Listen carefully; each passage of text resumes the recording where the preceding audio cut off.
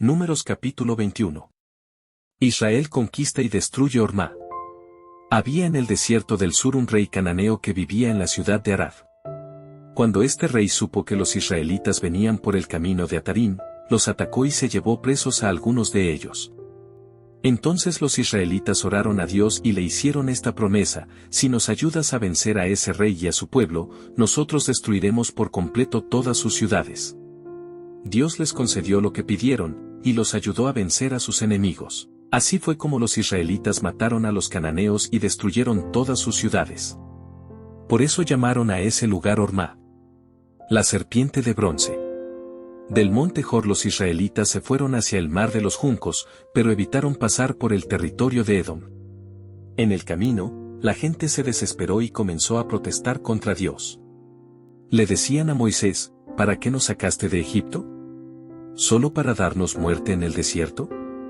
No tenemos pan ni agua, y ya estamos cansados de esa comida tan desabrida. Entonces Dios les mandó serpientes venenosas, para que los mordieran. La gente que era mordida se moría, y fueron muchos los que murieron.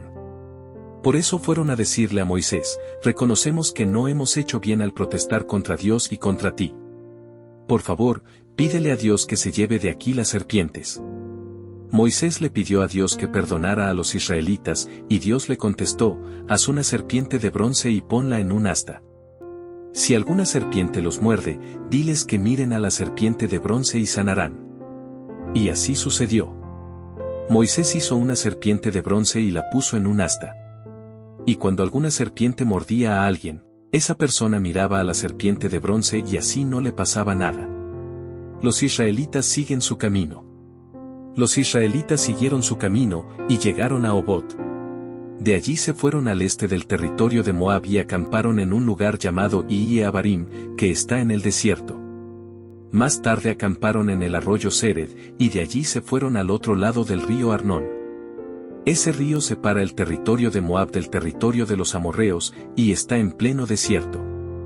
Acerca de esto, en el libro de las guerras de Dios hay un texto que dice: viajamos por Baeb, en el territorio de Sufá, y por los arroyos del río Arnón.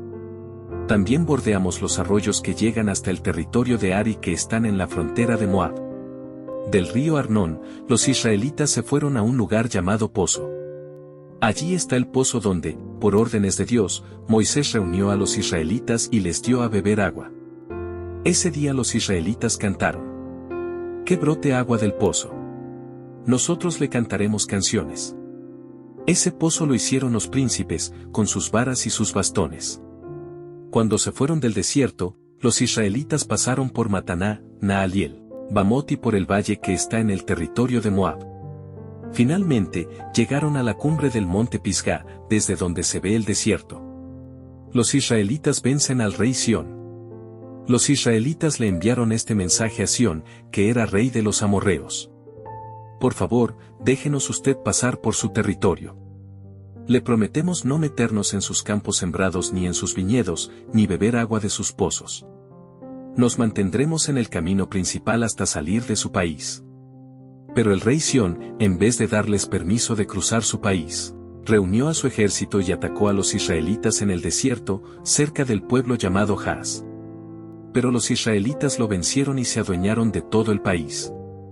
Así fue como los israelitas se quedaron a vivir en todas las ciudades amorreas, es decir, en Hesbón y en todas las ciudades que hay entre el río Arnón y el río Jaboc. En este río empieza el país de los amonitas, que está bien vigilado por su ejército. En Hesbón vivía el rey Sión, que había estado en guerra con el anterior rey de Moab y le había quitado todo ese territorio, hasta el río Arnón.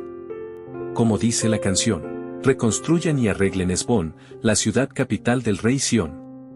Desde Hesbón salió un fuego y quemó todo el territorio, desde Ar, en el territorio de Moab, hasta las alturas del Arnón. Pobre de ti, Moab.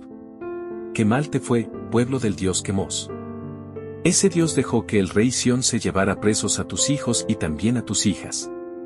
Todo Hesbón quedó destruido, de Dibón a Nofa, todo quedó en ruinas. Hasta Medeba llegó el fuego. Así fue como los israelitas se quedaron a vivir en el territorio de los amorreos. Israel vence al rey de Basán. Moisés envió espías a la ciudad de Jazer.